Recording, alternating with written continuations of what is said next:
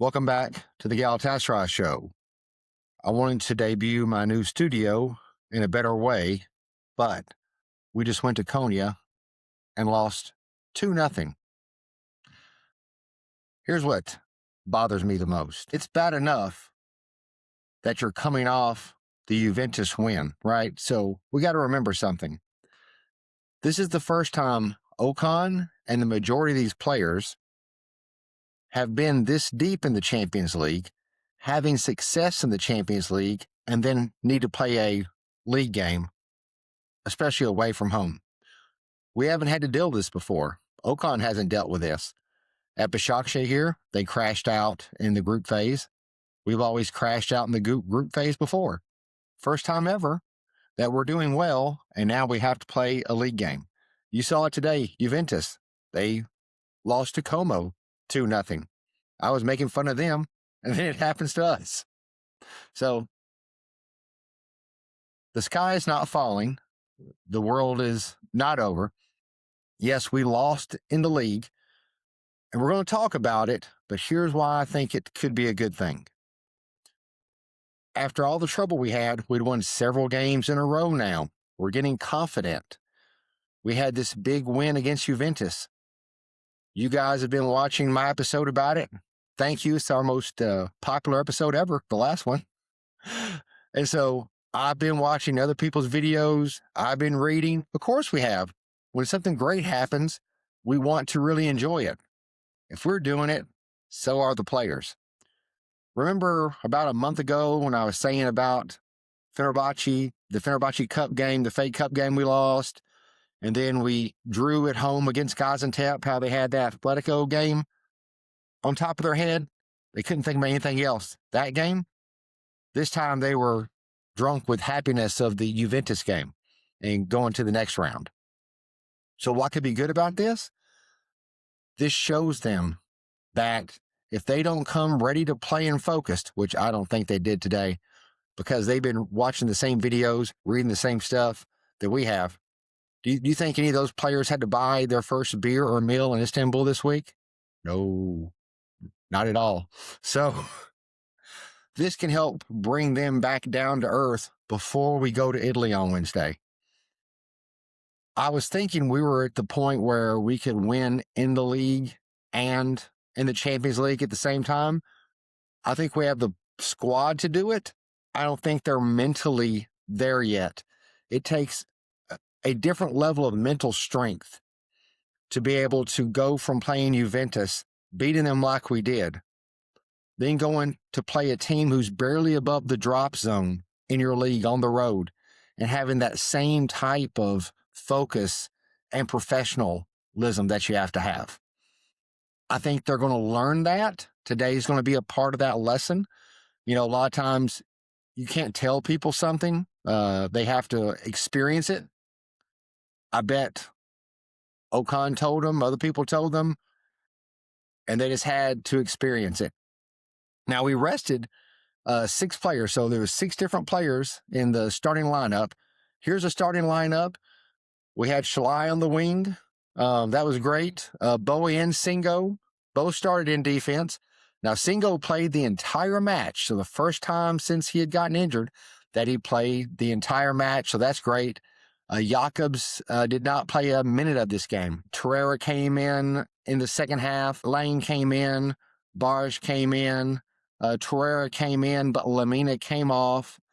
So the good part of this game, nobody, Shalai, Shalai, Abdul Karim came off. Osimhen didn't travel. And so Shalai, I think, is one of the only players that played the majority of the Juventus game and this game today. So we're well rested. No one was injured. So that's the big thing. No one was injured. Now, when they did the changes at halftime, when it was 0-0, I was confused that they took Cardi off, right? Osimhen's not there. And now we take a Cardi off, and we're a team that needs to play with a forward. That's how we're built. We're built to have strikers. We have 2 of the world's top 5 strikers and probably one of the world's top 15 strikers on our team.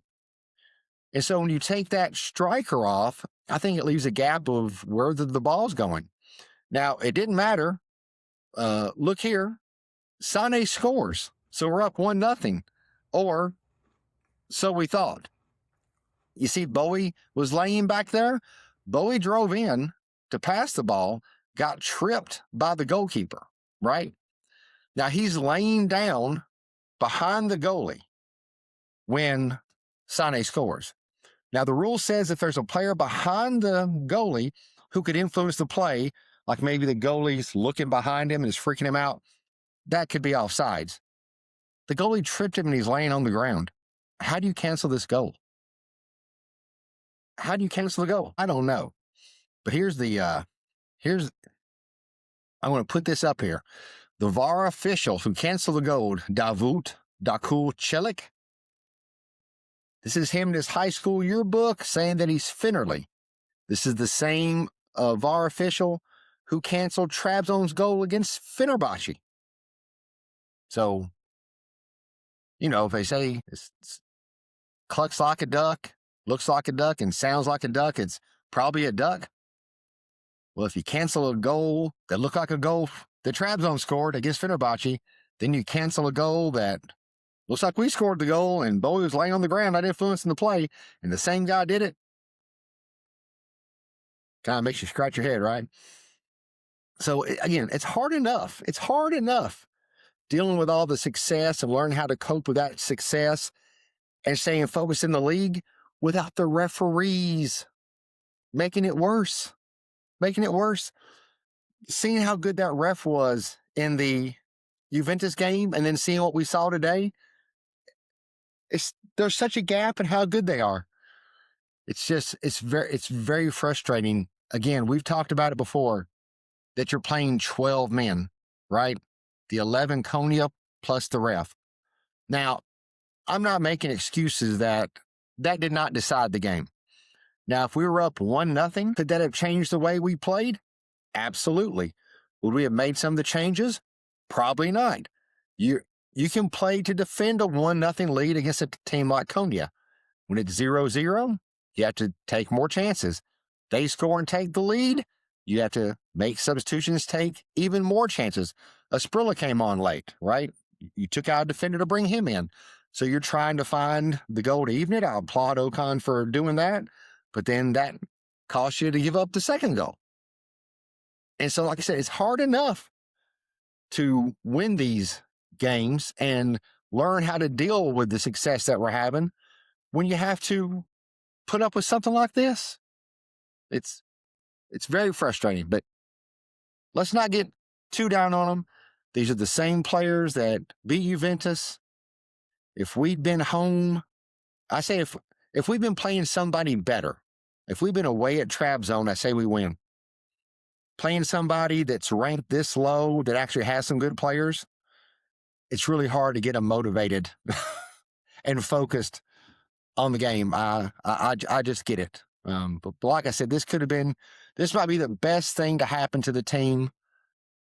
One, it should just piss them off like it did us. What happened today? Clearly showing they're trying to not let us win the Champions League, the league, and the Turkish Cup. No one but us wants us to get that. No one but us. So it's going to be us against the world. We just have to get used to it. You're not going to be able to come into these places and give the ref a chance to take the game away from you. When you go on the road like this, you've got to score 1, 2. You got to be up 3 goals late. You can't be up 2. To me, again, that's the most dangerous score there is. You've got to beat them down if you can to not let the ref have a chance to take it away from you. And we didn't do that today. It was 0-0 at the half, and it was 0-0 after they took our goal from us until it wasn't 0-0 anymore. But don't worry. Everything's going to be fine. We've got Juventus on Wednesday. We'll be back with our Juventus preview. We'll record that, put that out tomorrow. I'm super confident, especially about after what happened today. So keep your heads up. We're not going down without a fight. And Heidi, in Buke, Jim Bone.